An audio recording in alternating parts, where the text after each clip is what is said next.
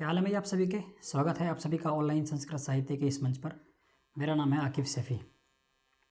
हम लोग क्रमशः एनटीए द्वारा निर्धारित यूजीसी नेट जेआरएफ की परीक्षा की तैयारी मुख्य रूप से इस चैनल पर कर रहे हैं।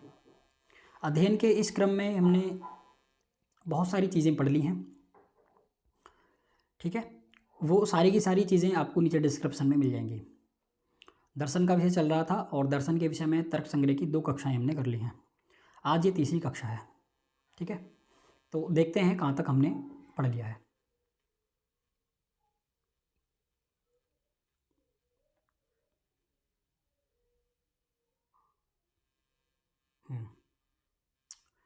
इसकी बात कर रहे थे हम आपसे, बुद्धि की। तो यहाँ पर देखिए, जो प्रशस्त पाद हैं उन्होंने बुद्धि के जो भेद किए हैं वो 2 भेद किए हैं, एक अविद्या और एक विद्या। और जो विद्या है उसके 4 भेद किए हैं, संशय, विपर्य और अनंध्यवसाय और फिर स्वप्न। ये 4 विभाग किसके हैं? अविद्या के हैं। और 4 विभाग किए हैं इन्होंने विद्या के, प्रत्यक्ष, अनुमान, स्मृति और आश ज्ञान। उसके बाद जो अन्नन भट्ट हैं वो बुद्धि के कितने भेद करते हैं? 2 भेद करते हैं। बुद्धि के कितने भेद करते हैं? 2 भेद करते हैं। पहला है स्मृति और दूसरा है अनुभव। ये महत्वपूर्ण है हमारे लिए याद करना, ठीक है। और इन्होंने 2 भेद कौन कौन से किए हैं? पहला क्या है? स्मृति, दूसरा क्या है? अनुभव।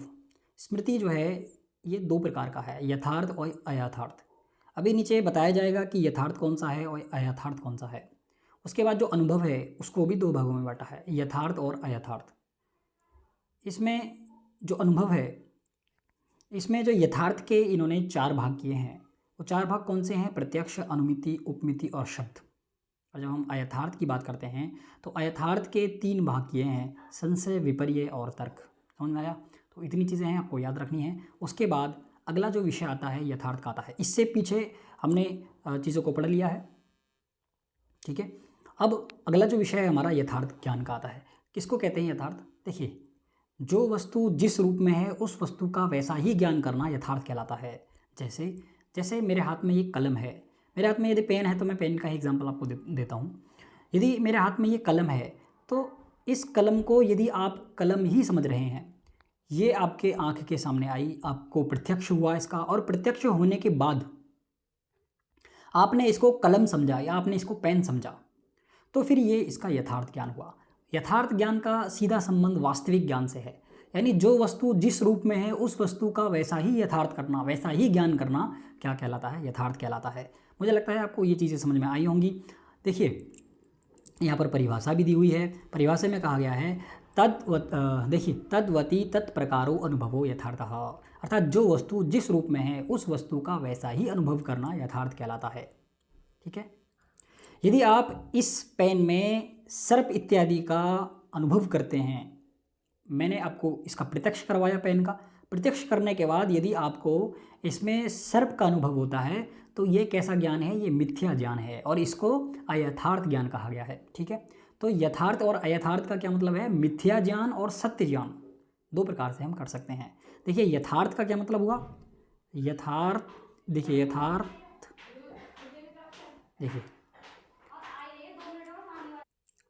देखिए हम यथार्थ और अयथार्थ समझ रहे थे।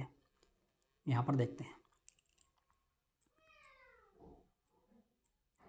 देखिए यथार्थ इजिकल टू सत्य और अयथार्थ इजिकल टू असत्य, ठीक है। यथार्थ इजिकल टू सत्य, अयथार्थ इजिकल टू असत्य। कहने का मतलब यह है कि जो यथार्थ ज्ञान है वह कैसा ज्ञान है? सत्य ज्ञान है। यदि आपको मेरे हाथ में पेन की अनुभूति हो रही है, पेन का प्रत्यक्ष कराने के बाद, तो ये आपका यथार्थ ज्ञान है, ये आपका सत्य ज्ञान है। जिस वस्तु को आपको प्रत्यक्ष करवाया जा रहा है, यदि वह वस्तु आपको उसी रूप में नजर आती है तो ये कौन सा ज्ञान कहलाता है? ये यथार्थ ज्ञान कहलाता है। अब देखिए, फिर से पीछे आते हैं एक बार और समझने का प्रयास करते हैं। ये जो बुद्धि है, बुद्धि को 2 भागों में बांटा, स्मृति और अनुभव। और स्मृति जो था इसको दो भागों में बांटा, यथार्थ और अयथार्थ। आपने यथार्थ भी समझ लिया है और अयथार्थ भी समझ लिया है, ठीक है। यथार्थ किसको कहते हैं? वास्तविक ज्ञान को यथार्थ कहते हैं, और मिथ्या ज्ञान को क्या कहते हैं? अयथार्थ कहते हैं। जो झूठा ज्ञान होता है, जो असत्य ज्ञान होता है, उसको अयथार्थ कहते हैं, सिंपल भाषा में मैं बताऊँ तो। और जो सत्य ज्ञान है, जो वास्तविक ज्ञान है, जो वस्तु जैसी है उस वस्तु का वैसा ही ज्ञान करना क्या कहलाता है? यथार्थ ज्ञान कहलाता है, ठीक है। तो देखिए यहाँ पर भी अनुभव को भी इन्होंने दो भागों में बांटा है, यथार्थ और यथार्थ। तो यहाँ भी परिभाषा सेम ही रहेगी, परिभाषा बदलेगी नहीं बिल्कुल भी। यथार्थ का मतलब जो वस्तु जैसी है उस वस्तु का वैसा ही ज्ञान करना यथार्थ है, और जो मिथ्या ज्ञान है उसको अयथार्थ कहा गया है। इतनी चीज़ समझ में आई आपको? उसके बाद अब बात आती है, ये जो यथार्थ ज्ञान है, ये जो हमारा यथार्थ ज्ञान है, इसको चार भागों में इन्होंने यहाँ पर बांट दिया है। कौन सा? प्रत्यक्ष, अनुमिति, उपमिति और शब्द। अब क्या होता है प्रत्यक्ष, क्या होता है अनुमिति, क्या होता है उपमिति, और क्या होता है शब्द। इन चारों को अच्छी प्रकार से समझेंगे, ठीक है। फिर जब उसके बाद यथार्थ अयथार्थ पर आएंगे तो संशय क्या होता है, विपर्य क्या होता है और तर्क क्या होता है, इस विषय में जानने का प्रयास करेंगे। चलिए शुरू करते हैं विषय को। देखो यहीं से शुरू करते हैं पहले। अब देखो एग्जाम्पल बहुत ज़रूरी है, वो आपको याद रखने हैं। देखिए यथार्थ ज्ञान के विषय में कहा जा रहा है, तद्वती तत्प्रकारो अनुभवो यथार्थः, यानी जो वस्तु जैसी है तद्वत उसी प्रकार से, तत्प्रकारो जिस प्रकार की है उसका अनुभव करना यथार्थ कहलाता है।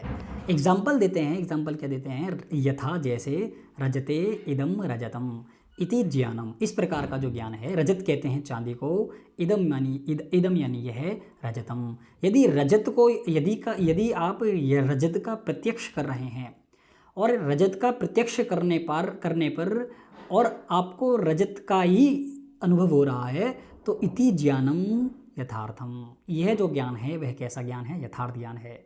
और फिर उसके बाद कहते हैं स एव प्रमा इति उच्यते, और इसी ज्ञान को, यथार्थ ज्ञान को ही क्या कहा गया है? प्रमा कहा गया है, ठीक है भाई। जब हम तर्क भाषा की बात करते हैं, न्याय दर्शन की बात करते हैं, तो वहाँ पर प्रमाण जो है, ठीक है, जो प्रमाण है उसकी परिभाषा देते हुए कहते हैं प्रमाकरणम प्रमाणम। क्या कहते हैं? प्रमाकरणम प्रमाणम। देखिए अभी आते हैं इस विषय पर, पहले यहाँ पर आते हैं, इसको समझने का प्रयास करते हैं। देखो अयथार्थ ज्ञान समझते हैं। अयथार्थ क्या है? तद अभाववती, जिसका अभाव है उसका। देखिए तद अभाववती तत् प्रकारो अनुभवो अयथार्थः, यानी जो वस्तु जिस रूप में ना हो, उसका अभाव हो और उसे उस रूप में समझना अयथार्थ कहलाता है, ठीक है। जैसे एग्जाम्पल देते हैं यहाँ पर, एग्जाम्पल क्या दिया है? एग्जाम्पल में बता रहे हैं कि यथा जैसे शुक्तौ, सीप ना होता है, सीप देखा होगा आपने, सीप, शुक्तौ सीप में इदम रजतम, सीप है रखा हुआ, और आप कह रहे हैं कि ये तो चांदी है, ये तो रजत है। तो इस प्रकार का ज्ञान करना इति ज्ञानम, ये अयथार्थ ज्ञान कहलाता है। इस प्रकार का जो ज्ञान है वह कैसा ज्ञान है? अयथार्थ ज्ञान है। स एव अप्रमा इति उच्यते, उस ज्ञान को क्या कहा गया है? उस ज्ञान को अप्रमा कहा गया है। अप्रमा का मतलब है अयथार्थ ज्ञान है, झूठा ज्ञान है, मिथ्या ज्ञान है। यानी भाई सीप है, सीप में आप चांदी का ज्ञान कर रहे हैं तो अयथार्थ ज्ञान हुआ ना। अब यदि आप सीप में सीप का ही ज्ञान करें, यदि आप सीप को देखते हैं और कहते हैं इदम सीपः या इदम सुक्तः, तो फिर यानी इदम सुक्तः, तो यदि आप ऐसा ज्ञान करते हैं तो फिर तो यथार्थ ज्ञान हुआ। लेकिन वहाँ पर सुक्त है, यानी सुक्त रखा हुआ है, और आप कह रहे हैं इति रजतम, यह तो रजत है, तो फिर ये कैसा ज्ञान हुआ? ये मिथ्या ज्ञान हुआ। ये कैसा ज्ञान हुआ? अज्ञान हुआ, ठीक है। वेदांत की भाषा में अज्ञान ही कहा जाता है इसको। अब इतनी बात आपको समझ में आई होगी। उसके बाद अगला जो विषय आता है यहाँ पर प्रमाण मीमांसा का आता है। जब हम देखिए इसका विभाग कर रहे थे ना, यहाँ पर देखो, जब हम यथार्थ और अयथार्थ का विभाग कर रहे थे तो यथार्थ को यहाँ पर इन्होंने चार भागों में बांटा था, यानी चार भाग कौन से थे? प्रत्यक्ष, अनुमिति, उपमिति और शब्द। अब इन्हीं को बता रहे हैं, इन्हीं का प्रकरण यहाँ से शुरू हो रहा है। देखो प्रमाण मीमांसा के विषय में बता रहे हैं। प्रमाण क्या है? तो प्रमाण मीमांसा के लिए कह रहे हैं यथार्थ अनुभव चतुर्विध। जो यथार्थ अनुभव होता है वो चार प्रकार से होता है। यथार्थ अनुभव जो है वो कितने प्रकार से होता है? चार प्रकार से होता है, या चार प्रकार का होता है यथार्थ अनुभव। कौन कौन सा है चार प्रकार का? तो कहते हैं प्रत्यक्ष, अनुमिति, उपमिति, शब्द भेदात। प्रत्यक्ष, अनुमिति, उपमिति, शब्द के भेद से तो यथार्थ ज्ञान है वह चार प्रकार का कहा गया है, ठीक है। अब क्या होता है प्रत्यक्ष, क्या होता है उपमिति, क्या होता है, ठीक है, क्या होता है अनुमिति यानी, और क्या होता है उपमिति, और क्या होता है शब्द, इन चारों के विषय में आगे बताएंगे। उसके बाद कहते हैं तत्करणम, तत् मतलब यानी ये जो यथार्थ ज्ञान है इसका करण, तत्करणम अपि, इसका करण भी चतुर्विधम, इसके करण भी चार होते हैं।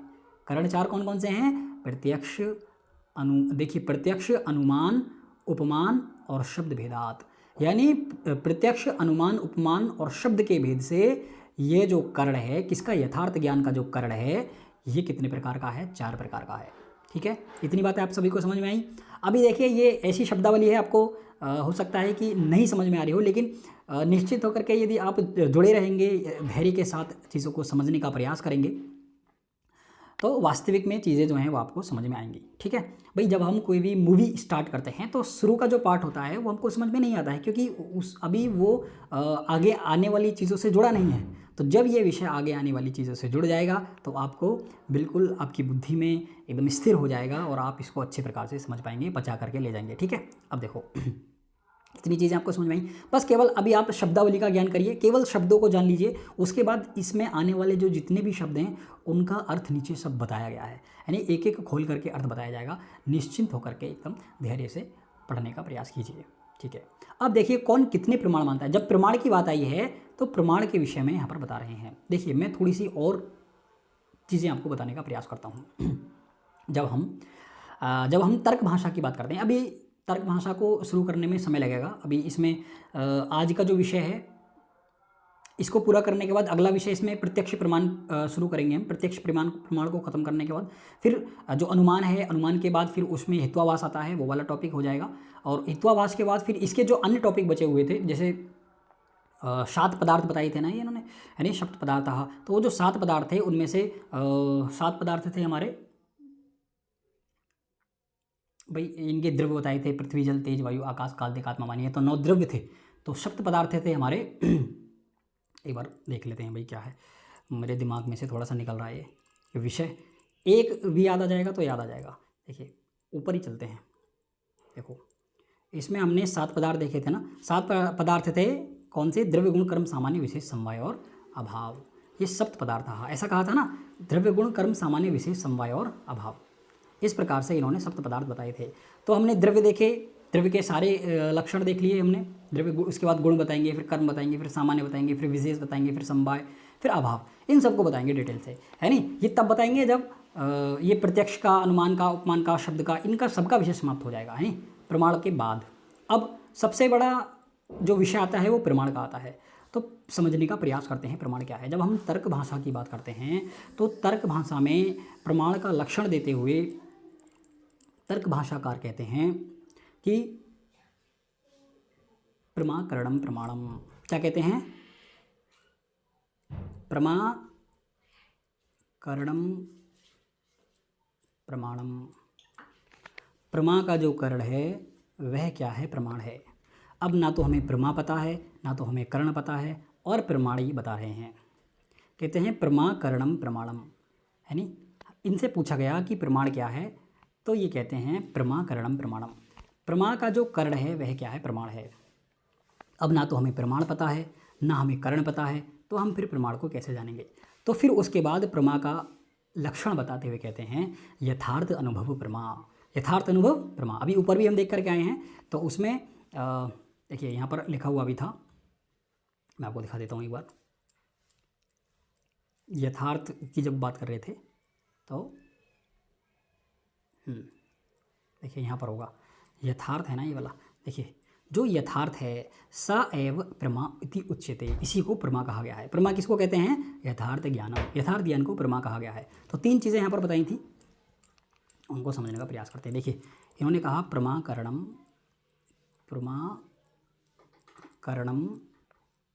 प्रमाणम। प्रमा का जो करण है वह प्रमाण है। तो प्रमा क्या है? यथार्थ ज्ञान को प्रमा कहा गया है। यथार्थ ज्ञानम प्रमा, है नहीं। यथार्थ ज्ञान को क्या कहा गया? प्रमा कहा गया है। अब चलिए यथार्थ ज्ञान को प्रमा कहते हैं। फिर करण क्या है? करण के लिए बताते हैं साधकतम करणम। क्या बताते हैं? साधकतम करणम। अब देखिए करण के लिए बताते हैं, चलिए कहाँ पर थे हम? हम कह रहे थे कर्ण, कर्ण किसको कहते हैं, तो कर्ण के लिए बताते हैं साधकतम कर्णम, यानी जो साधकतम है उसी को क्या कहा गया है, कर्ण कहा गया है। ठीक है, अभी ये शब्दावली आपको समझ में नहीं आ रही होगी, फिलहाल हम इतना समझते हैं, एक बार इन शब्दावली का ज्ञान कर लीजिए तो फिर चीज़ों आगे जो चीज़ें आएंगी उनको समझने में आपको आसानी होगी। ठीक है, अब देखिए ये जो प्रमाण मीमांसा है इसमें यथार्थ अनुभव जो है उसको 4 प्रकार से बताया है। यथार्थ अनुभव कितने प्रकार का है, चार प्रकार का है, प्रत्यक्ष, अनुमिति, उपमिति और शब्द के भेद से। ठीक है, उसके बाद फिर कहते हैं तत्कर्णम अपि चतुर्विधम, उसके जो कर्ण हैं वे भी क्या हैं, 4 हैं। तो कर्ण समझ में आया आपको। देखिए कर्ण किसको कहा गया है, साधकतम कर्णम, जो साधकतम है उसको कर्ण किया गया है। अब साधकतम क्या होता है इसको आगे बताएंगे। ठीक है, अब देखिए तत्कर्णम चतुर्विधम, जो इसका कर्ण है वह भी 4 प्रकार का है। कौन कौन सा, प्रत्यक्ष, अनुमिति, देखिए प्रत्यक्ष, अनुमान, उपमान और शब्द के भेद से, ये जो इसका जो कर्ण है ये भी 4 प्रकार का कहा गया है। ठीक है, चलिए आगे आते हैं। अब कौन कितने प्रमाण मानता है, ये जो विषय है बहुत ही महत्वपूर्ण है क्योंकि यहाँ से कई बार प्रश्न आया है। ठीक है, तो ये आपको विषय याद कर लेना है एकदम, है क्या है कैसे है। देखिए चार्वाक की जब हम बात करते हैं ये केवल प्रत्यक्ष प्रमाण मानता है। तो चार्वाक दर्शन है केवल कौन सा प्रमाण मानता है, प्रत्यक्ष प्रमाण मानता है। सब दर्शन सर्वदर्शन संग्रह के अनुसार हमारा विषय लगा हुआ है जैन मत और बौद्ध मत। तो जब हम जैन मत और बौद्ध मत को देखेंगे तब हम चार्वाक दर्शन को भी समझने वाले हैं। ठीक है, तो वहाँ पर हम जानेंगे कि ये प्रत्यक्ष प्रमाण को क्यों स्वीकार करता है। उसके बाद जो वैशेषिक दर्शन है और जो बौद्ध दर्शन है ये केवल 2 ही प्रमाण मानते हैं, प्रत्यक्ष और अनुमान। उसके बाद जो जैन दर्शन है ये कितने प्रमाण मानता है, प्रत्यक्ष एवं परोक्ष। उसके बाद जो सांख्य दर्शन है यानी और योग दर्शन है, सांख्य और योग दर्शन कितने प्रमाण मानता है, प्रत्यक्ष, अनुमान और आप्तवचन। ये हमने सांख्य कारिका में पढ़ा था यानी, और इसको हम योग दर्शन में भी पढ़ेंगे। जो पतंजलि का योग दर्शन है उसमें भी पढ़ेंगे और हमने इसको सांख्य कारिका में भी पढ़ा है। प्रत्यक्ष, अनुमान और आप्तवचन ये 3 प्रकार के क्या हैं, प्रमाण हैं। ये ऐसा कौन मानता है, सांख्य दर्शन मानता है। जब हम न्याय की बात करते हैं तो ये प्रत्यक्ष, अनुमान, उपमान और शब्द ये 4 प्रकार के प्रमाण मानता है। ठीक है, जो मीमांसक है ये मीमांसक में जो प्रभाकर हैं, प्रभाकर मत और भाट मत, ये 2 प्रकार के जो मत थे ये फेमस हुए थे जब हम मीमांसा की बात कर रहे थे। तो आपको याद होगा प्रभाकर मत को गुरु मत कहा गया, भाट है नहीं, और जो कुमारिल भट्ट थे उनके मत को भाट नाम से प्रसिद्ध किया गया। तो 2 प्रकार के मत थे। इसमें जो मीमांसक प्रभाकर मत वाले हैं वो कितने प्रमाण मानते हैं, प्रत्यक्ष, अनुमान, उपमान, शब्द और अर्थापत्ति। और जो मीमांसा भाट मत वाले हैं वह कितने मानते हैं, प्रमाण, अनुमान, उपमान, शब्द और अर्थापत्ति। यानी ये भी 6 ही प्रमाण मानते हैं। 6 ना, ये 1 2 3 4 5, अच्छा 5 हैं, 1 2 3 4 5। हाँ एक ये रहा ना अनुपलब्धि भाव। 1 मिनट, मीमांसा वाले तो 6 मानते हैं ना। वेदांत परिभाषा भी इन 6 प्रमाणों का निर्देश करते हैं। अच्छा ठीक है, देखो मीमांसा जो हैं ये कितने प्रमाण मानते हैं, 5 मानते हैं, प्रत्यक्ष, अनुमान, उपमान, शब्द और अर्थापत्ति। लेकिन जो मीमांसा भाट मत वाले हैं वो कितने मानते हैं, 6 मानते हैं। ये कितने मानते हैं, 5, जो प्रभाकर मत वाले हैं। और जब मीमांसा भाट मत की बात करते हैं तो ये 6 मानते हैं। लेकिन यदि आपसे ऐसा पूछा जाता है ना कि मीमांसा कितना मानता है और यहाँ वहाँ पर प्रभाकर और भाट मत नहीं दिया जाता है तो आपको 6 ही प्रमाण मानना है। ठीक है, 6 पर ही क्या करेंगे, आप क्लिक करेंगे। और यदि ऐसा दिया हुआ है प्रभाकर मत के अनुसार कितने हैं तो फिर 5, और यदि भाट मत के अनुसार पूछेगा तो फिर 6। नाम यहाँ पर दिए हुए हैं, प्रत्यक्ष, अनुमान, उपमान, शब्द, अर्थापत्ति और अनुपलब्धि।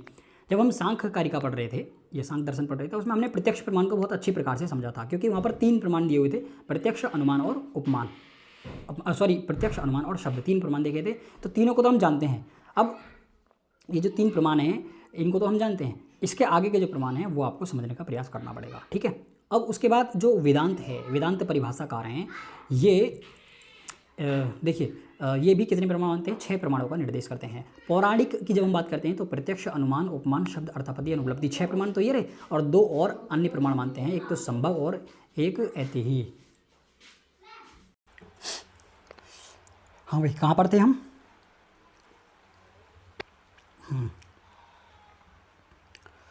स्थान चेंज कर दिया हमने अपना, वहाँ डिस्टर्ब बहुत ज़्यादा हो रहा था तो दूसरे स्थान पर आ गए। ठीक है, चलिए समस्याएं तो आती रहेंगी लेकिन हमें खड़े रहना है।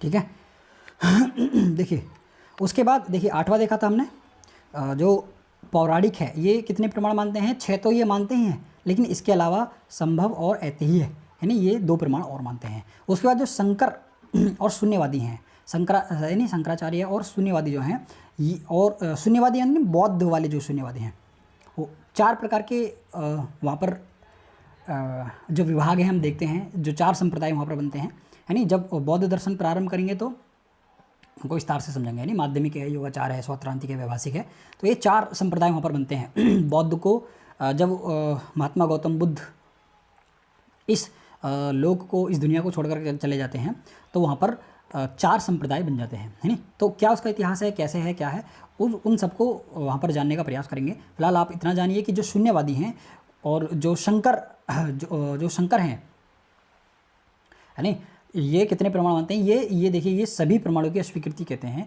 ये कहते हैं कि कोई भी प्रमाण नहीं है। ठीक है, इतनी चीज़ें आपको समझ में आई। भाई जब बीच में फ्लो टूट जाता है ना तो फिर समस्याएं हो जाती हैं। चलिए प्रयास करते हैं कि उस फ्लो को फिर से लाया जाए। देखो अभी हम 3 चीज़ों से परिचित हुए हैं। पहला कार्य, दूसरा कारण और तीसरा करण। 3 चीज़ें हैं। अब तीनों को विस्तार से समझने वाले हैं, क्या है कार्य, क्या है करण और क्या है कारण। देखो समझने का प्रयास करते हैं। यहाँ पर क्या करते हैं, समझने का प्रयास करते हैं। यहाँ पर 3 चीज़ें हैं, इसको यहाँ लगाते हैं। यहाँ पर 3 चीज़ें हैं, वो 3 चीज़ें कौन कौन सी हैं? एक है कार्य, दूसरा है कारण और तीसरा है करण। अब क्या होता है कार्य, क्या होता है कारण, क्या होता है करण, इन तीनों को समझने का प्रयास करते हैं। देखो जो कार्य होता है वह क्या होता है? घट। देखिए एक घट है और घट का हमें क्या करना है, कार्य करना है। तो कार्य क्या हुआ, घट हुआ। यहाँ पर यदि हमें कोई कार्य करना है, मान लीजिए हमें घट बनाना है, तो कार्य क्या हुआ, घट हुआ। क्या कार्य करना है, हमें घट बनाना है, तो कार्य क्या हुआ, घट हुआ। अब इस घट को बनाने के कारण क्या क्या हैं? तो मिट्टी चाहिए, चाक चाहिए, कुम्हार चाहिए, गधा इत्यादि चाहिए मिट्टी को ढोने के लिए। ये सारे के सारे जो तत्व हैं ये क्या हैं, इस घड़े को बनाने के सहायक हैं और ये इस घड़े के कारण हैं। ठीक है, ये सब के सब कारण हैं। देखिए इस घड़े को बनाने में कौन कौन से कारण हैं? मिट्टी कारण है, चाक कारण है, ये कुम्हार कारण है और ये गधा भी कारण है। ठीक है, इतनी चीज़ समझ में आई। ये घड़ा क्या है, कार्य है। कोई भी चीज़, मान लीजिए ये मेरे हाथ में पेन है, तो ये पेन क्या है, कार्य है। लेकिन इसमें जो मशीनरी इत्यादि लगी है, इसमें जो ये मेटल लगा हुआ है, इसमें जो ये जो टिप आपको दिख रही है, देखिए ये जो टिप है पेन की, जो ये टिप है दिख रही है आपको, ये वाली टिप वाइट सी, तो ये जो टिप है ये यहाँ पर मेटल का, देखिए ये आपको दिख रहा होगा इस प्रकार से। तो ये सारे के सारे इस पेन को बनाने के कारण हैं। समझ में आया? देखिए कोई भी कार्य ले सकते हैं आप। अभी मेरे सामने एक चार्जर दिख रहा है नहीं, एक एडोप्टर है, एडोप्टर मैं देख पा रहा हूँ मेरे सामने है। तो इस एडोप्टर को बनाने के क्या कारण हैं? इस एडोप्टर को बनाने के लिए इसमें जो लगे हुए वायर हैं, इसमें जो कॉपर है, इसमें जो छोटे छोटे इलेक्ट्रिक कंपोनेंट्स हैं, वो सब के सब इस चार्जर को बनाने के क्या हैं, कारण हैं। इस एडोप्टर को बनाने के कारण हैं। ऐसे ही मेरे हाथ में देखिए ये डिब्बी है ना, ये ब्लूटूथ है नहीं, तो इसको देखिए इस प्रकार से है, ये दिख रहा है आपको। तो ये क्या है, ये एक कार्य है। लेकिन इस कार्य को पूरा करने के लिए कौन कौन से कारण हैं? इसमें देखिए ये आपको लेदर का सा ऊपर का कवर दिख रहा होगा, ये कारण है। इसके अलावा इसमें जो प्लास्टिक की चीज़ें दिख रही हैं वो कार्य है। इसके अंदर बैटरी है, इसके अंदर स्पीकर हैं, माइक है नहीं, छोटे छोटे कंपोनेंट्स हैं, इनको चलाने के लिए इसमें बैटरी लगी हुई है। तो ये सारे के सारे इस कार्य को पूर्ण करने के कारण हैं। ठीक है, तो कारण आपको समझ में आए क्या है? जैसे ये घड़ा है, ये घड़ा क्या है, कार्य है। अब इस घड़े को बनाने के लिए क्या क्या सहायक हैं? मिट्टी सहायक है, चाक सहायक है, कुम्हार सहायक है और ये गधा भी सहायक है। तो ये सब के सब क्या हो गए, कारण हो गए। समझ में आया? कार्य समझ में आया आपको और कारण भी समझ में आया। अब तीसरा आता है करण। हमने बताया था ऊपर साधकतम करणम। अब इस घड़े को बनाने के लिए जो सबसे ज़्यादा सहायक है उसको करण कहते हैं। जो साधकतम है, जिसके बगैर कार्य सिद्ध ही नहीं हो पाएगा, उसको हम कारण कहते हैं। जैसे इस घड़े को बनाने के लिए साधकतम क्या है, मिट्टी है। भाई हो सकता है कि चाक के बगैर घड़ा बना दिया जाए, हो सकता है कि कुम्हार के बगैर घड़ा बना दिया जाए, हो सकता है कि इस गधे के बगैर घड़ा बना दिया जाए, लेकिन ये बिल्कुल नहीं हो सकता कि मिट्टी के बगैर घड़ा को बना दिया जाए। मुझे बताइए, मिट्टी के बगैर घड़ा बनाया जा सकता है क्या? हो सकता है हम चाक के बगैर हाथ से बना दें घड़े को, हो सकता है हम कुम्हार के बगैर मैं खुद बना दूं घड़े को, हो सकता है इस गधे की जगह मैं सर पर मिट्टी को ढो करके ले आऊं और घड़े को बना दूं, लेकिन यदि मिट्टी ही नहीं होगी तो ये घड़ा नहीं बनेगा। तो ये इस घड़े का ये क्या है, करण है। ये मिट्टी क्या है, करण है। लेकिन देखिए ये जो मिट्टी है ये कारण भी है और करण भी है। जो साधकतम होता है ना वो करण कहलाता है। तो देखिए मिट्टी कारण है, चाक का ये कुम्हार का चाक कारण है, खुद कुम्हार कारण है और ये गधा कारण है। ये सब के सब इस घड़े को बनाने के कारण है। इन्हीं के कारण इस घड़े को बनाया गया है। लेकिन इसमें जो साधकतम है वह क्या है, मिट्टी है। मिट्टी के बगैर आप घड़े को नहीं बना सकते। तो यह जो मिट्टी है यह क्या है, यह कारण है। समझ में आया भाई, कारण समझ में आया और करण आपको समझ में आया। ये सारी की सारी चीज़ें आपको समझ में आई। देखिए यहाँ पर हैशटैग में मैंने कुछ लिखा हुआ है, इसमें लिखा है घट को बनाने में जो साधकतम है वही करण है। समझ में आया। इस घड़े को बनाने के लिए जो सबसे ज़्यादा सहायक है, सबसे ज़्यादा जिसकी ज़रूरत है उसको करण कहा गया है। ठीक है, अतः घट का केवल मिट्टी ही करण है।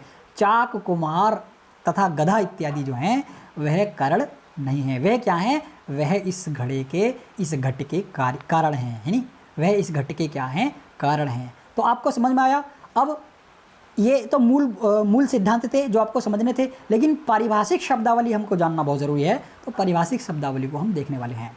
देखिए 3 चीज़ें हैं, कार्य, कारण और करण। तो देखिए यहाँ पर यदि आप इन शब्दावली को नहीं जानेंगे तो आप प्रश्न को सही नहीं कर पाएंगे, है नहीं। मकसद हमारा प्रश्न को सही करना है।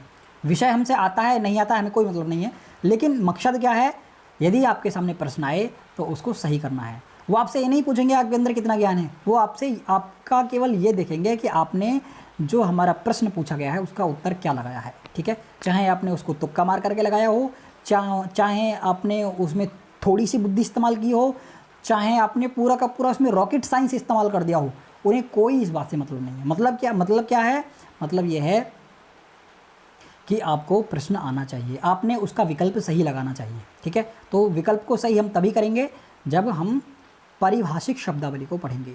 तो देखो कार्य की परिभाषा दी, फिर कार्य क्या है यहाँ पर, देखिए कार्य की परिभाषा क्या देते हैं, कार्य की परिभाषा यहाँ पर दी है। कार्य के लिए कहते हैं कार्यम प्राक भाव प्रतियोगी। प्राक यानी पहले का जो भाव है, पहले का जो भाव, प्राक यानी पहला, पहले का जो भाव है उसको देखिए, उसका उस भाव का जो प्रतियोगी है उसको कार्य कहा गया है। ठीक है, ये क्या है, परिभाषिक शब्दावली है। और मैंने आपको बता दिया है कि जिसको उत्पन्न करना होता है वह कार्य होता है, जिसको बनाना है वह कार्य है, सिंपल भाषा में मैं यदि कहूँ। ठीक है, उसके बाद दूसरी चीज़ हमने देखी थी क्या, करण। तो करण किसको कहते हैं, तो करण के लिए यहाँ पर परिभाषा दी है, करण के लिए परिभाषा दी है कि कार्य नित पूर्व वृत्ति ही कारणम। कार्य से पहले जिसकी वृत्ति नियत होती है, जो उपस्थित होता है, नियत पूर्व में जो उपस्थित होता है, कार्य से पहले जो नियत पूर्व में उपस्थित होता है उसको क्या कहा जाता है, कारण कहा जाता है। भाई अभी हमें क्या बनाना है, घट बनाना है, लेकिन अभी हमारा घट बन करके तैयार नहीं हुआ, ऐसा मानो यहाँ पर घट है ही नहीं, घट हमने बनाया नहीं, लेकिन उसके जो कारण हैं वो पहले से ही हमारे पास उपलब्ध हैं। मिट्टी है हमारे पास, चाक है, कुम्हार है, गधा है, ये सब के सब नियत पूर्व में है। इस घट के नियत पूर्व में क्या हैं, ये सारे के सारे कारण हैं। और यही क्या होते हैं, जो नियत पूर्व में उपस्थित होता है उसी को कारण कहा जाता है। इस मिट्टी को बनाने के लिए जो नियत पूर्व में उपस्थित होता है उसको कारण कहा गया है। तो ये इसको बनाने के लिए नियत पूर्व में क्या चाहिए, हमें मिट्टी चाहिए, चाक चाहिए, कुम्हार चाहिए और गधा चाहिए। तो ये क्या है, ये सब के सब कारण हैं। ठीक है, और ये जो घट है ये क्या है, कार्य है। ठीक है, उसके बाद आगे देखते हैं। और तीसरी चीज़ यहाँ पर देखी थी हमने, करण। तो करण के लिए यहाँ पर बता रहे हैं, देखिए तद एतत् त्रिविध कारणम मध्ये यद साधारणम कारणम तदेव कारणम। कहते हैं इन तीनों कारणों में देखिए तत् एतत् त्रिविधम कारणम, ये जो 3 प्रकार के जो कारण हैं, तीनों कारणों में जो असाधारण कारण है, देखिए 3 कारण है ना यहाँ पर, देखो मैंने तो 4 लिखे हैं लेकिन यहाँ पर ये 3 कारण कहने हैं। तो मिट्टी माना इन्होंने, चाक माना, कुम्हार मान लिए, 3 मान लिए। तो कहते हैं इन तीनों कारणों में जो सबसे ज़्यादा साधक है, जो सबसे ज़्यादा महत्वपूर्ण है, यानी मिट्टी, वह क्या है, इसका कारण है। ठीक है, ये परिभाषिक शब्दावली हुई, आपको ये चीज़ें याद रखनी हैं, है नहीं। फिर देखिए कारणम देखिए कारणम तदेव कारणम, वह क्या है, वही कारण, वही क्या है, कारण है नहीं, तदेव कारणम, वही क्या है, कारण है। तो इतनी चीज़ें आपको समझ में आई। उसके बाद आगे बात करते हैं। देखिए अब ये जो कारण है, ये जो कारण है, ये जो 3 कारण आपने देखे ना, ये जो 4 कारण मैंने यहाँ पर लिखे हुए हैं, इनको डिवाइड कर दिया है, इनकी कैटेगरी बना दी है। कहते हैं कि इनमें जो कुछ कारण ऐसे हैं जो समवायी कारण हैं, कुछ कारण ऐसे हैं जो असमवायी कारण हैं, और कुछ कारण ऐसे हैं जो निमित्त कारण हैं। तो कौन से हैं समवायी कारण, कौन से हैं असमवायी कारण, और कौन से हैं निमित्त कारण, इन तीनों को समझने का प्रयास करते हैं। ठीक है, आ जाओ यहाँ पर पारिभाषिक शब्दावली की बात करेंगे आपसे, या पहले यहाँ पर आपको समझा दिया जाए। देखिए, समवायी, असमवायी और निमित्त के भेद से इनको 3 भागों में बांट दिया है। इसको समझेंगे, पहले हम पारिभाषिक शब्दावली की बात करते हैं आपसे। देखो, समवायी कारण किसको कहते हैं? देखिए, यत समवेतम कार्यम उत्पद्यते तत् समवायी कारणम। यत समवेतम कार्यम उत्पद्यते, जो समवेत से, देखिए, यत समवेतम कार्यम उत्पद्यते, जो समवाय संबंध से कार्य उत्पन्न होता है, उसको क्या कहा गया है? उसको समवायी कारण कहा गया है। अब एक नई शब्दावली और यहाँ पर हमने देखी है, समवाय संबंध। देखिए, जो समवाय संबंध से कार्य उत्पन्न होता है उसको क्या कहा गया है? समवायी कारण कहा गया है। अब ये जो संबंध है ना, इस संबंध को 2 प्रकार का बताते हैं। एक तो समवाय संबंध बताते हैं और दूसरा संयोग संबंध बताते हैं। समवाय संबंध क्या होता है और संयोग संबंध क्या होता है, उसको समझने का प्रयास करते हैं। देखो, 2 चीज़ें हैं, एक है समवाय संबंध, समवाय संबंध, एक है संयोग संबंध, संयोग संबंध। ये 2 संबंध हैं। अब समवाय संबंध क्या होता है और संयोग संबंध क्या होता है, इसको जानने का प्रयास करते हैं। देखिए, हमें घड़ा बनाना है, ठीक है, हमें घड़ा बनाना है। घड़ा बनाने के लिए हमें क्या चाहिए? हमें घड़ा बनाने के लिए मिट्टी चाहिए, कुम्हार चाहिए, और क्या चाहिए? घट बनाने के लिए मिट्टी चाहिए, कुम्हार चाहिए, गधा चाहिए, चाक चाहिए। तो ये सारी चीज़ें हमें चाहिए। अब इन सब चीज़ों में कौन सी ऐसी चीज़ है जिसका संबंध समवाय है, ये हमें खोजना है। तो समवाय संबंध वो संबंध होता है, उन संबंध तो 2 चीज़ों में होता है ना। देखिए, ये मेरे हाथ में पेन है और ये मेरा हाथ है और ये मेरे हाथ में पेन है। तो मेरे हाथ में और इस पेन में जो संबंध है वो कौन सा संबंध है? वो यहाँ पर संयोग संबंध है। कैसे है संयोग संबंध? ये संयोग से जुड़ा हुआ है। यदि मैं इसको हटा दूं तो ना तो पेन खत्म होगा और ना ही मेरा हाथ खत्म होगा। ऐसा नहीं है कि मैं इस पेन को हटा दूं तो मेरा हाथ टूट जाएगा या ये पेन खत्म हो जाएगी, पेन नष्ट हो जाएगी, ऐसा नहीं है। तो ये जो संबंध होता है, जिसको अलग कर देने से ना तो जिससे वो जुड़ा हुआ है वो खत्म होता है और जो जुड़ा हुआ है वो खत्म होता है, दोनों ही चीज़ें सलामत रहती हैं। ऐसा जो संबंध होता है वह संयोग संबंध होता है, क्योंकि यह जो संबंध है ये संयोग से जोड़ा गया है। लेकिन समवाय संबंध एक ऐसा संबंध होता है जो संयोग से नहीं होता। उस संबंध को यदि आप खत्म कर देंगे तो वह जो कार्य है वह समाप्त हो जाएगा। जैसे जैसे जैसे मिट्टी और घड़े का जो संबंध है वो समवाय संबंध है। मिट्टी और घड़े का जो संबंध है वह कैसा संबंध है? समवाय संबंध है। यदि आप इस संबंध को नष्ट कर देंगे, है नहीं, मिट्टी और घट, है नहीं, का जो संबंध है वह कैसा संबंध है? समवाय संबंध है। तंतु और पट का जो संबंध है तंतु और पट का जो संबंध है वह कैसा संबंध है? समवाय संबंध है। यदि आप उस पट से तंतुओं को निकाल लें, उस घट से मिट्टी को निकाल लें, तो बताइए मुझे, क्या जो घट है वह सलामत रहेगा? उस घट से यदि आप मिट्टी को निकाल लें, मिट्टी का वैसा रूप बना लें जैसा घट से पूर्व था मिट्टी का रूप, यदि आप ऐसा रूप बना लेते हैं तो मुझे बताओ कि जो घट है क्या वो सही सलामत होगा? नहीं होगा ना। यदि आप तंतु निकाल लें पट से, पट यानी कपड़ा, तंतु यानी उसके अंदर जो धागे हैं उनको तंतु कहा गया है। यदि आप उस पट से, उस कपड़े से उन तंतुओं को खींच लें तो वो जो कपड़ा है, मुझे बताओ क्या वो कपड़ा सही सलामत रहेगा? बताइए मुझे, बताने का प्रयास करिए, थोड़ा बुद्धि लगाइए। यदि मैं उस पट से, मान लेते हैं मेरे पास ये पट है, देखिए ये मेरे पास क्या है? पट है नहीं, ये मेरे पास पट है। अब इस पट से मैं इसमें लगे हुए यदि सारे धागे खींच लूँ तो क्या ये पट अपने वास्तविक रूप में रहेगा? ये पट समाप्त हो जाएगा ना। तो वही मतलब इस पट का और इन धागों का जो संबंध है वह संबंध कैसा कहलाया है? वह समवाय संबंध है।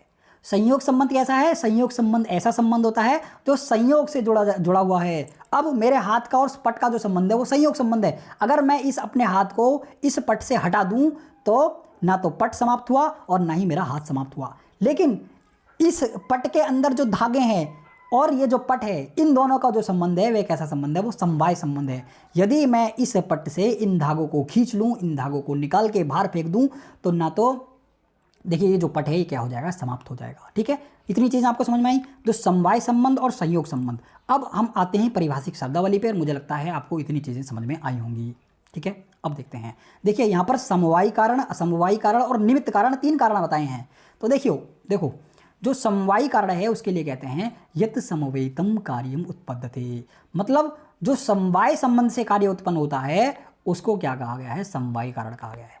देखिए समवाय संबंध मतलब ऐसे संबंध से कार्य उत्पन्न हो रहा है जिसका संबंध हटा देने पर वो जो वस्तु है, वह जो कार्य है वो समाप्त हो जाए। देखो ये मिट्टी है, ये क्या है? मिट्टी है। ये क्या है? मिट्टी है। और ये क्या है? घट है। इन दोनों का जो संबंध है वह कैसा संबंध है? समवाय संबंध है। समवाय संबंध है। इन दोनों का कैसा संबंध है? समवाय संबंध है। यदि इस घट से मैं इस मिट्टी को निकाल लूं और मिट्टी का ऐसा रूप बना लूं तो ये घट क्या हो जाएगा? समाप्त हो जाएगा।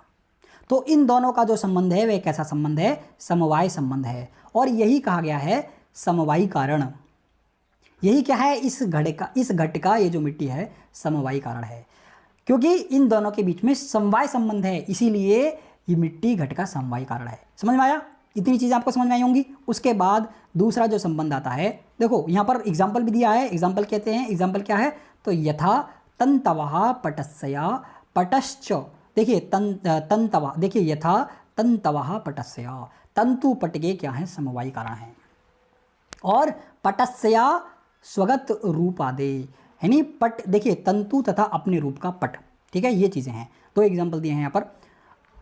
देखिए इनको ना शॉर्ट तरीके से समझने का प्रयास करेंगे। आगे नीचे मैंने इनकी एक शॉर्ट ट्रिक लिखी हुई है, आप कैसे 1 सेकंड में पहचान सकते हैं कि इन दोनों के बीच में क्या संबंध है। क्योंकि एग्जामिनर जो है यहाँ से प्रश्न पूछता जरूर है, वो 2 चीज़ें देगा और ये पूछेगा कि इन दोनों के बीच में बताइए कौन सा संबंध है? समवाय संबंध है, संयोग संबंध है, या फिर ऐसा पूछ लेगा समवायी कारण है, ये इसका समवायी कारण है, असमवायी कारण है, निमित्त कारण है, कौन सा कारण है नहीं?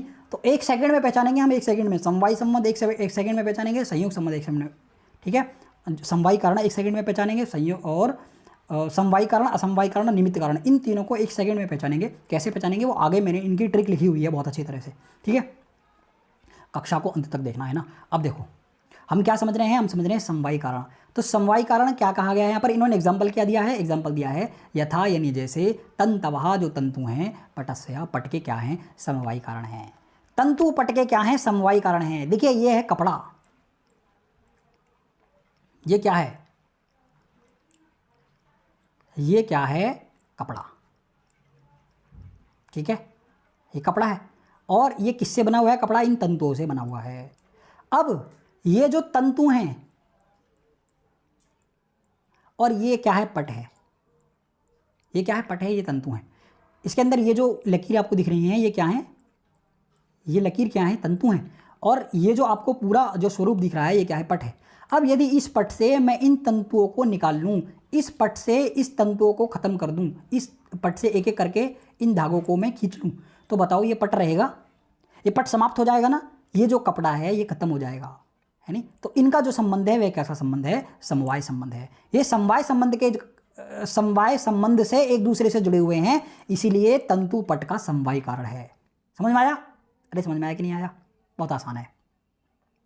देखो यहाँ पर समझते हैं, चित्र देखेंगे। चित्र बनाया ना, बहुत अच्छा, बहुत सुंदर चित्र बनाया भाई आपके लिए। देखो इससे समझने का प्रयास करते हैं। ठीक है, समवायी कारण देखते हैं। सबसे पहले हम देख रहे हैं समवायी कारण। समवायी कारण क्या है? देखिए समवायी कारण, असमवायी कारण और निमित्त कारण, इन तीनों को समझने का प्रयास करेंगे। तो समवायी कारण क्या है? ये मिट्टी, देखिए ये मिट्टी और घट का जो संबंध है ये संयोग संबंध है। सॉरी, संयोग नहीं है, ये कैसा संबंध है? समवाय संबंध है। ठीक है, ये कैसा संबंध है? समवाय संबंध है। समवाय संबंध के जुड़ने के कारण ही, समवाय संबंध से जुड़े रहने के कारण ही ये जो मिट्टी है इस घट का कैसा कारण है, समवायी कारण है। ठीक है, समवायी कारण समझ में आया आपको। उसके बाद दूसरा आता है असमवायी कारण। कहने का मतलब यह है, देखिए यहाँ पर इसके कहने का मतलब यह है, यदि इस मिट्टी को इस घट से निकाल लिया गया तो यह जो घट है ये समाप्त हो जाएगा। ठीक है, उसके बाद दूसरा जो कारण बताते हैं वो असमवायी कारण बताते हैं। देखो ये जो कपड़ा है और ये जो तंतु हैं, ये जो तंतु हैं इस कपड़े के कैसे कारण हैं, समवायी कारण हैं। लेकिन इस कपड़े का, है नहीं, देखो ये जो तंतु का जो संयोग है, हो सकता है आपको ये ना दिख रहा हो, मैं इसको जूम करता हूं थोड़ा सा। देखिए ये मैंने एक फोटो खींची थी उसकी, मैंने एक कपड़ा लिया और कपड़े को लेंस लगा करके, है नहीं, उसकी मैंने यहाँ पर फोटो खींची थी और उसको मैंने यहाँ पर डायरेक्ट चिपका दिया है। ठीक है, तो आप इसको देखिए, बहुत गौर से देखिए इसको। देखो अब आपको ये स्पष्ट दिख रहा होगा। इसमें देखो ये तंतुओं का कैसा सहयोग हो रहा है। देखिए ये तंतु कैसे जुड़े हुए हैं आपस में। ये देखिए ये इसके अंदर है, ये इसके ऊपर आ रहा है, फिर ये इसके अंदर से आ रहा है, ये वाला इसके अंदर से आ रहा है, ये वाला इसके ऊपर से आ रहा है, फिर ये इसके अंदर से आ रहा है, फिर ये इसके ऊपर से आ रहा है, फिर देखिए ये इसके अंदर से है, देखो ये ऊपर है, इसके उभरा हुआ है। देखो ये कैसा है, ये इसके अंदर है, ये इसके ऊपर है नहीं, ये देखिए ये जो संयोग है और इनका जो ये संबंध, देखिए ये जो एक दूसरे के साथ जो बुने हुए हैं, इन दूसरे के साथ ये एक दूसरे से लिपटे हुए हैं, ये जो कारण है ना, ये कौन सा कारण कहा गया है, असमवायी कारण कहा गया है। असमवायी कारण कौन सा है, ये जो संयोग है। अब ये जो संयोग नहीं होगा तो ये जो पट है ये नहीं बनेगा। इस संयोग के कारण ही इस पट को बनाया गया है। यदि इन तंतुओं का आपस में संयोग ना हो, ये तंतु आपस में इस प्रकार से ना जुड़ें, है नहीं, ये तंतु आपस में इस प्रकार से संयोगित ना हो, है नहीं, एक दूसरे से ये जो तंतु हैं नहीं जुड़ें, तो ये कपड़ा नहीं बनेगा, कपड़ा नहीं बनेगा ना ये। तो ये जो संयोग है, तंतुओं का जो ये संयोग है, इस संयोग को क्या कहा गया है, असमवायी कारण कहा गया है। पट का असमवायी कारण क्या है, पट का समवायी कारण तो है तंतु, है नहीं, पट का समवायी कारण क्या है, तंतु। पट का समवायी कारण तो तंतु हैं, लेकिन इस पट का असमवायी कारण क्या है, इस पट का असमवायी कारण है ये जो तंतुओं ने आपस में संयोग किया है, तंतु का संयोग। यदि तंतु आपस में संयोग नहीं करेंगे, एक दूसरे के ऊपर चल करके, और बुनाई नहीं होगी, एक दूसरे के ऊपर चल करके मशीन के द्वारा यदि इस प्रकार से ये नहीं जुड़ेंगे, जैसे जिस तरह से इस तस्वीर में आपको दिख रहे हैं, यदि ये इस प्रकार से नहीं जुड़ेंगे, यदि आपको नहीं दिख रही है ना तस्वीर, तो इसकी क्वालिटी को 2 मिनट के लिए बढ़ा लो भाई। यदि आप 2 मिनट के लिए इसकी क्वालिटी को बढ़ा लेंगे ना, हो सकता है आपका नेट जो ज़्यादा खर्च हो जाए, लेकिन 2 मिनट के लिए बढ़ा लो बस। यदि आपको ये विषय समझना है तो 2 मिनट के लिए बढ़ा लो। देखो अब देखो इसमें जो संयोग है ना, जितनी भी इसकी हाई क्वालिटी हो ना उस पर कर लेना 1 मिनट के लिए बस। देखो इसको समझने का प्रयास कर रहे हैं। देखिए ये जो तंतुओं ने आपस में संयोग कर रखा है, दिख रहा है आपको। देखो ये तंतु कैसे आपस में जुड़े हुए हैं, ये जो तंतुओं का संयोग हो रहा है ना, आपको दिख रहा होगा ये वाला, ये जो तंतुओं का संयोग है ये कैसा कारण है, इस पट का असमवायी कारण है। समझ में आया।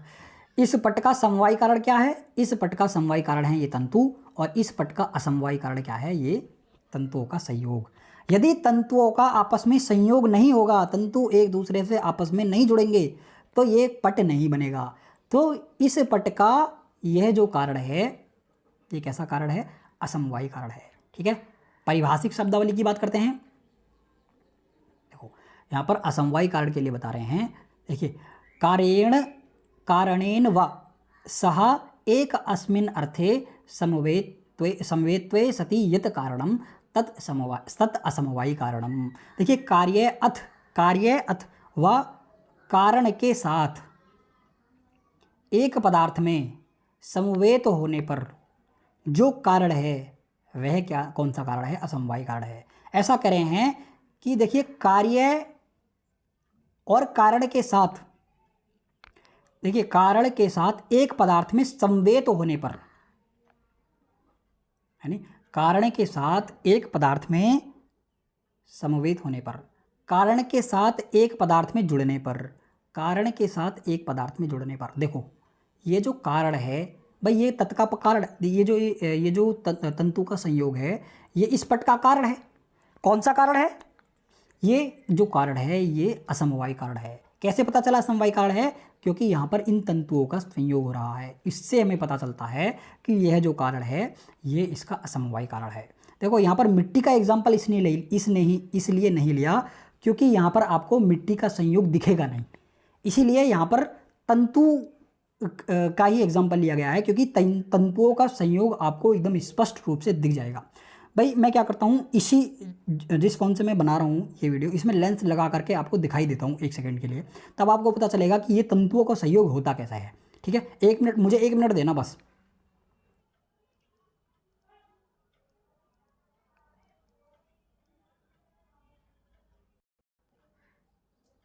देखो ये क्या है, ये एक कपड़ा है।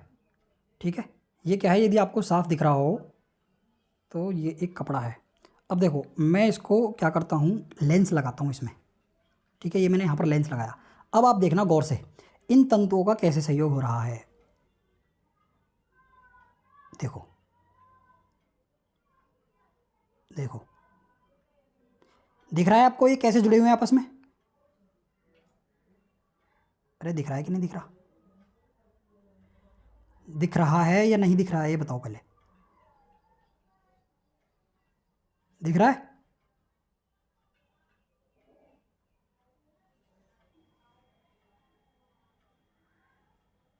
समझ में आया? अब साफ दिख रहा होगा। देखो किस प्रकार से ये जो कपड़ा है ये संयोग हो रहा है, इस कपड़े का तंतु आपस में एक दूसरे से कैसे संयोग कर रहे हैं, कैसे एक दूसरे से लिपट रहे हैं। यदि इस प्रकार का संयोग नहीं होगा ना तो इस कपड़े का निर्माण होगा ही नहीं। ठीक है, मुझे लगता है आपको चीज़ें समझ में आ रही होंगी। इसको हम वीडियो को पॉज करते हैं यहाँ पर और फिर से अपने विषय पर आते हैं। हाँ भाई, हाँ भाई, समझ में आया कि नहीं आया? भाई तंतुओं का संयोग समझ में आया? देखा आपने? बिल्कुल अच्छी प्रकार से देख लिया कि नहीं देख लिया? 3 कारण देख लिया, 2 कारण देख लिया हमने, एक समवायी कारण देख लिया, एक असमवायी कारण देख लिया। अब तीसरा जो कारण होता है वो निमित्त कारण होता है। निमित्त कारण के लिए जब हम तर्क भाषा की बात करते हैं तो उसमें लिखा हुआ है कि जो ना तो समवायी कारण है ना तो असमवायी कारण है, लेकिन फिर भी कारण है, वह कैसा है? निमित्त कारण कहलाता है। जैसे तुरी वेमा इत्यादि। देखिए ये ना तो समवायी कारण है इसका, है नहीं, ऐसा तो नहीं है कि यदि हम इन दोनों के संबंध को हटा दें तो ये कपड़ा नष्ट हो जाएगा, ऐसा तो नहीं है। इनका जो संबंध है वो संयोग से जुड़ा हुआ है, और यदि हम इस संबंध को अलग कर दें तो ऐसा तो होगा नहीं कि भाई इसको हटाने से ये जो कपड़ा है नष्ट हो जाएगा। तो समवायी कारण तो नहीं है इसका, और असमवायी कारण भी नहीं है, क्योंकि इसका एक दूसरे से संयोग भी नहीं हो रहा है नहीं, एक दूसरे से ऐसा संयोग भी नहीं है कि यदि इस मशीन का संयोग कपड़े से ऐसा हो कि भाई इसको हटा देंगे तो फिर ये जो कपड़ा है बन ही नहीं पाएगा, ऐसा भी नहीं है। तो ना तो ये समवायी कारण हुआ ना ये इसका असमवायी कारण हुआ, तो फिर कैसा कारण है ये? भाई कारण तो है, ना तो ये समवायी कारण है नहीं, ना तो ये समवायी कारण है, ना तो ये असमवायी कारण है, लेकिन कारण तो है ना। इस कपड़े को बनाने के लिए इसकी सहायता तो हमें मिली है, तो कारण तो है। तो फिर ये इस प्रकार के जो कारण है, इस प्रकार के कारणों को क्या कहा गया है? इस प्रकार के कारणों को कहा गया है कि भैया ये तो निमित्त कारण हैं। ठीक है, इस प्रकार के जो कारण हैं वे कैसे कारण हैं? ये निमित्त कारण हैं। अरे मेरा चित्र गायब होगा यहाँ से, है नहीं? अरे वो कैमरा चालू किया था ना मैंने, तो उस ठीक, अगर मैं इसको यहाँ पर रोक दूंगा और फिर दोबारा से शुरू करूँगा। असल में मैं ना इसको एडिट नहीं करता हूँ वीडियो वगैरह को, कुछ भी ऐसा का ऐसा बनाऊँगा और ऐसा कैसा ही इसको अपलोड कर दूँगा। तो समस्या मेरे साथ ये हो जाती है, क्योंकि यदि मैं इसको एडिट करने के लिए किसी एप्लीकेशन में डालता हूँ ना, एक तो बहुत ज़्यादा समय लग जाता है, और ऊपर से समय तो देखा जाए फिर इसकी जो क्वालिटी है वो घट जाती है नहीं। तो मैं इसको एडिट करता ही नहीं हूँ, इसलिए तो ऐसा का ऐसा आपको मिलेगा। ये बिल्कुल जैसा जिस रूप में ये वीडियो बनाई हुई है, जितनी भी चैनल पर आप मेरे चैनल पर वीडियो देखते हैं ना, वो सारी की सारी ऐसी होती हैं। ठीक है, तो तीनों जो कारण है वो आपको समझ में आए। अब देखिए यहाँ पर परिभाषिक शब्दावली देखिए हमने।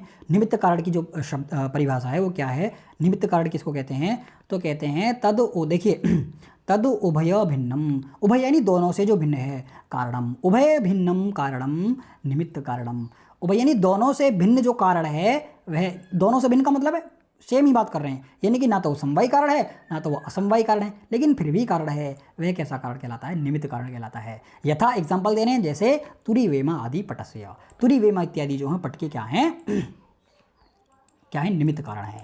तो तीनों के तीनों कारण आपको एकदम बुद्धिस्ट हुए कि नहीं हुए बताइए मुझे, कमेंट करके बताना बिल्कुल, ठीक है। उसके बाद आगे बात करते हैं। देखिए अन्नम भट्ट ने निम्न 3 कारणों का उल्लेख किया है, समवाय, असमवाय और निमित्त। यहाँ पर इसको हिंदी में भी लिखा हुआ है, टाइप किया हुआ है, यदि आप इसको पढ़ना चाहें तो पढ़ सकते हैं। भाई यदि इस प्रकार की चीज़ें आपको मिलती हैं ना, वो इसलिए दी जाती हैं ताकि किताबें पढ़ने का आपके अंदर जिज्ञासा पैदा हो। किताबों से हमें नॉलेज मिलती है ना, तो किताबें पढ़ना हमारे लिए क्या है, महत्वपूर्ण है। ये इसीलिए यहाँ पर आपको चिपकाया जाता है, इसलिए नहीं चिपकाया जाता कि आप इसको लिख लें, यानी एकदम वीडियो शुरू करी और स्क्रीनशॉट लिए और लिखना शुरू कर दिया, नहीं ऐसा नहीं है। इनको आप PDF निकलवा लो, इनको यानी स्मार्ट स्टडी करो, PDF निकलवा लो। PDF निकलवाने के बाद जो चीज़ें आपको महत्वपूर्ण लगती हैं अंडरलाइन करो, जो चीज़ें याद करने की उन्हें याद करो, ठीक है। तो ये तरीका है पढ़ने का, और कोई तरीका नहीं है। यदि आप लिखने पर आएंगे ना, तो इतना बड़ा सिलेबस है, ज़िंदगी में नहीं कवर कर पाएंगे। यदि आपको स्मार्ट स्टडी करनी है ना, मैंने देखिए हर एक वीडियो के जो भी मैं पढ़ाता हूँ उसको मेहनत से टाइप करता हूँ। टाइप इसलिए करता हूँ आपको लिखना ना पड़े, आपको जो लिखने का टाइम है वो बच जाए, इसलिए मैं खुद अपना समय बर्बाद करता हूँ, जिससे आपको आसानी हो, यानी चीज़ें ना लिखनी पड़े। बस आपको क्या करना है, इनको PDF निकलवाना है। PDF निकलवाने के बाद जो चीज़ें आपको लगती हैं महत्वपूर्ण है उनको अंडरलाइन करना है, या जो एक मार्कर आता है मोटा सा, यानी वो हेडलाइनर बोलते हैं उसको, तो हेडलाइनर से हेडलाइन कर दीजिए उनको। जो चीज़ें आपको याद करनी की उनको याद कर लो, जो लिखने का समय है वो आपका बच जाता है। किताबें खरीद लो, और ये सारा का सारा मैं किताबों से ही टाइप करता हूँ। अब देखिए एक एक करके तीनों को यहाँ पर समझने का प्रयास करते हैं। इसमें कह रहे हैं समवेत, देखिए जिसमें समवेत संबंध से रहता हुआ कार्य उत्पन्न हो वह उस कार्य का समवाय कारण होता है। यहाँ लक्षण देते हैं, देखिए यहाँ लक्षण यत समवेतम कार्यम उत्पद्यते ऐसा दिया गया है। इसमें समवेत शब्द का अर्थ है समवाय संबंध। देखिए समवाय संबंध का मतलब है जैसे तंतु पट का समवायी कारण है तथा पट तंतुओं में रहता है। तंतु समवायी है तथा पट समवेत, क्योंकि तंतुओं में पट समवाय संबंध में रहते हुए ही उत्पन्न होता है। सिद्धांत ये है कि कार्य कारण में समवेत रहता है, इसलिए यह लक्षण बनाया कि जिसमें कार्य समवेत हो वही समवायी कारण होता है। समवायी कारण से भिन्न कारण के साथ कार्य का समवाय संबंध न होकर संयोग संबंध होता है, जैसे तुरी वेमा आदि। समवायी कारण का स्थान सर्वदा द्रव्य में ही होता है। उसके बाद शंका उठती है कि तंतु के समान तुरी आदि के साथ भी पट का संबंध है, दोनों पट के कारण भी है, तो क्यों केवल तंतु को ही समवायी कारण, देखिए यहाँ पर कहा है तो क्यों तंतु में ही केवल समवाय संबंध से पट उत्पन्न होता है, यानी तुरी वेमा इत्यादि से नहीं होता है। तो उसका समाधान देते हैं, समाधान देते हुए कहते हैं कि संबंध जो है वो 2 प्रकार का है। पहला समवाय संबंध होता है, दूसरा संयोग संबंध होता है। इसमें दो अयुत सिद्ध पदार्थ का संबंध समवाय होता है, जबकि जो पदार्थ अयुत सिद्ध नहीं होते उनका संबंध संयोग होता है। उक्त शंका में तंतु और पट अयुत सिद्ध हैं। तंतु और पट कैसे अयुत सिद्ध हैं? तुरी और पट अयुत सिद्ध नहीं है, इसलिए दोनों में संयोग संबंध है। इस कारण तंतु और पट ही समवायी कारण है। ठीक है, इतनी चीज़ें आपको समझ में आई। उसके बाद फिर दूसरी शंका उठाते हैं, क्योंकि अच्छा अयुत सिद्ध क्या है, तो फिर कहते हैं इसका समाधान देते हुए कहते हैं कि जिन 2 पदार्थों में से एक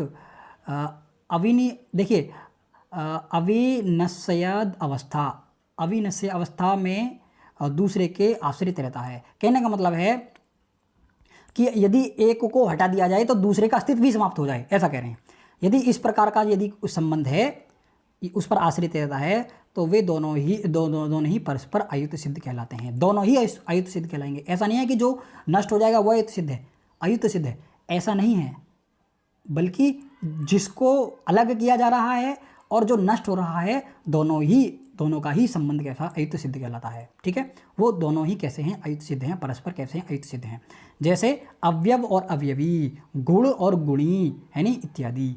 देखिए इसका विस्तृत विश्लेषण समवाय कारण में समवाय प्रकरण में देखने को मिलेगा आपको आगे। फिर अगली शंका उठाते हैं। अगली शंका में कहते हैं कि तंतु और पट परस्पर अयुत सिद्ध हैं। अच्छा, ये तो आपने सिद्ध कर दिया, ऐसा ज्ञात है, ऐसा आपने बता दिया, किंतु तुरी और पट परस्पर अयुत सिद्ध क्यों नहीं है? क्योंकि वे भी कारण हैं, वे अयुत सिद्ध क्यों नहीं है? तो फिर समाधान देते हुए कहते हैं कि तुरी और पट में, देखो तुरी और पट में ना तो तुरी पट का आश्रय है, ना ही पट तुरी का आश्रय है, इसलिए दोनों अयुत सिद्ध नहीं है। कहने का मतलब यह है कि यदि तुरी को कपड़े से अलग कर देंगे, यानी तुरी इत्यादि जो है जो उस कपड़े को बना रही है उसको तुरी कहा गया है, तो या ऐसा नहीं है कि यदि हम तुरी को उस कपड़े से अलग कर देंगे तो तुरी और कपड़े में से कोई एक समाप्त हो जाएगा, ऐसा नहीं है भाई। जिसको अलग कर देने से एक चीज़ समाप्त हो जाए तो वो दोनों आपस में अयुत सिद्ध होते हैं। और अयुत सिद्ध इसलिए यहाँ पर इनको तुरी और पट, देखिए तुरी को यहाँ पर बताया है कि तुरी और पट परस्पर अयुत सिद्ध क्यों नहीं है, तो उसका समाधान देते हुए कहते हैं कि भाई तुरी को यदि पट से हम अलग करेंगे तो जो पट है वो हमारा समाप्त नहीं होगा, या जो तुरी है वो हमारी समाप्त नहीं होगी। ऐसा नहीं है कि तुरी एकदम नष्ट हो जाएगी या पट हमारा नष्ट हो जाएगा, ये संयुक्त संबंध से जुड़े हुए हैं, इसलिए ये नष्ट नहीं होंगे, इसलिए ये अयुत सिद्ध भी नहीं है। ठीक है, अब दूसरा विषय आता है किसका? कार्य के साथ यह कारण के साथ। कार्य के साथ या कारण के साथ एक अर्थ में समवाय संबंध से संबंध होता हुआ जो कारण हो वह असमवायी कारण होता है। जैसे तंतु संयोग पट का असमवायी कारण है। तंतु एवं तंतु संयोग दोनों नियत वृत्ति होने के कारण पट के कारण माने जाते हैं, कारण रूप में रहते हैं, क्योंकि पट ना तो तंतु के बिना बन सकता है और ना ही तंतु संयोग के बिना। देखो, जो पट है वो ना तो तंतुओं के बिना बन पाएगा और ना ही तंतुओं के संयोग के बिना। ऐसा नहीं है कि तंतु है और देखिए तंतु हमारे पास हैं, लेकिन जब तक तंतुओं का आपस में संयोग नहीं होगा तब तक हम उस पट को नहीं बना सकते। ऐसा नहीं है कि तंतु है और पड़े रहे हैं और अपना पट बन जाएगा, तंतुओं का संयोग ना हो और पट बन जाए, ऐसा नहीं है। तंतु है हमारे पास, लेकिन जब तक तंतुओं का संयोग नहीं होगा तब तक हम पट को नहीं बना सकते हैं। तो ये जो तंतुओं का संयोग है ये पट का असमवायी कारण है। समवायी कारण क्या है? समवायी कारण है तंतु होना समवायी कारण है, लेकिन तंतुओं का संयोग होना असमवायी कारण है नहीं। और उस तंतु के संयोग होने के लिए जो कारण होते हैं वो निमित्त कारण हैं, ऐसा कहा गया है। ठीक है, इतनी सारी चीज़ें आप पढ़ लें इनको। फिर उसके बाद कहते हैं, यहाँ पर एग्जाम्पल भी देते हैं, जैसे गुड़गुड़ी, जैसे अच्छा यहाँ पर कहते हैं इस प्रकार भी समझा जा सकता है कि कार्य के समवायी कारण के गुण उस कार्य के असमवायी कारण होते हैं। ध्यातव्य है कि असमवायी कारण केवल गुण एवं क्रिया में होता है। उसके बाद असमवायी कारण की बात करते हैं। देखो भाई, कक्षा छोड़कर जाना मत, नीचे ट्रिक दी हुई है मैंने उसको पहचानने की, समवायी और समवायी कारण को पहचानने की। ठीक है, अब देखो दोनों कारणों से भिन्न कारण निमित्त कारण कहलाता है। ना तो वो समवायी कारण हो ना तो वो असमवायी कारण हो, इससे भिन्न हो यानी फिर भी कारण हो, वह कैसा कारण होता है? असमवायी कारण, निमित्त कारण होता है। देखिए यहाँ पर लक्षण क्या दिया है? लक्षण दिया है तद उभय भिन्नम कारणम निमित्त कारणम, ऐसा लक्षण दिया है। अन्नम भट्ट के द्वारा किए गए तद उभयम भिन्न के प्रयोग में तर्क भाषा का अनुकरण देखा जा सकता है। देखिए उसमें कहा गया है यत न समवायी कारणम, यत न समवायी कारणम न अपि असमवायी कारणम अथ च कारणम, फिर भी कारण है। अर्थात देखिए, या तो ना तो वो समवायी कारण है और ना ही वो असमवायी कारण है, फिर भी क्या है? कारण है। यानी उसको क्या कहा गया है? उसको क्या कहा गया है? निमित्त कारण कहा गया है। ठीक है, वो उसको क्या कहा गया है? निमित्त कारण कहा गया है। ये इसकी परिभाषा किसके अनुसार है? तर्क भाषाकार के अनुसार है। ठीक है, केशव मिश्र की जो तर्क भाषा है, केशव मिश्र ने ऐसा लक्षण दिया है। उसके बाद हाँ ठीक है, ये चीज़ आपको समझ में आई। उसके बाद देखो कैसे पहचाने कौन समवायी कारण है और कौन असमवायी कारण है। देखो ये वाली लाइन आपको याद करनी है, ये वाली लाइन क्या करनी है? आपको याद करनी है। तंतु पट पटरूप तंत्र संयोग तंतु रूप, एकदम इस लाइन को रट लो। यदि आपको समवायी और असमवायी कारण पहचानना है, इस लाइन को एकदम रट लो। तंतु पट पटरूप तंत्र संयोग तंतु रूप, कहने का मतलब ये है, अब देखिए ये जो तंतु है पट का समवायी कारण है। तंतु पट का क्या है? समवायी कारण है। पट पटरूप का समवायी कारण है। पटरूप तंतु संयोग का समवायी कारण है। तंतु संयोग तंतु रूप का समवायी कारण है। अब असमवायी कारण क्या है? एक को छोड़ करके अगला। तंतु पट रूप का असमवायी कारण है। उसके बाद पट तंतु संयोग का असमवायी कारण है।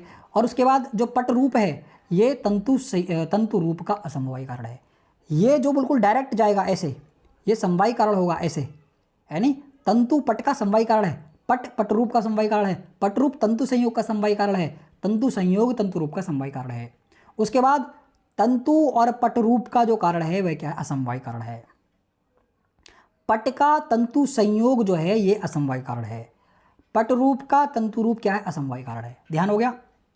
सही है, समवायी कारण और असमवायी कारण। और निमित्त कारण आपको पता ही है, तुरी वेमा इत्यादि जो है वो निमित्त कारण है।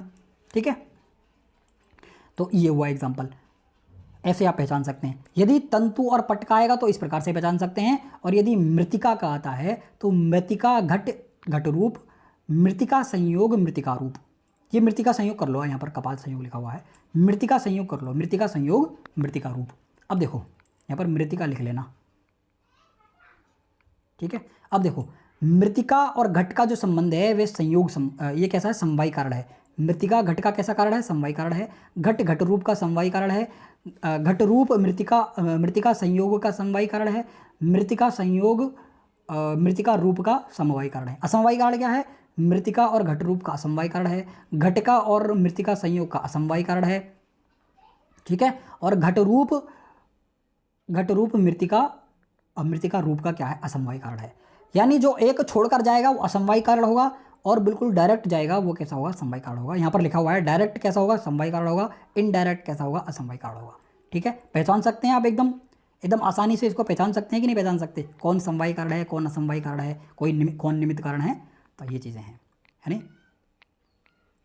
चलिए इसके बाद अगला जो विषय है ना हमारा प्रमाण, प्रत्यक्ष प्रमाण की चर्चा आपसे करेंगे और उसको जानने का प्रयास करेंगे। ठीक है, उसमें इंद्रिय सन्निकर्ष आता है ना, उसको भी समझेंगे और उसको भी ट्रिक के माध्यम से समझेंगे। 1 मिनट में पहचान लोगे आप कि वहाँ पर कौन सा क्या है, यानी किस चीज़ को कैसे पहचाना जा सकता है। एकदम ट्रिक से बताया जाएगा, एकदम आप बहुत आसानी से समझ जाओगे। ठीक है, चलिए आज की कक्षा को यहीं पर रोकते हैं।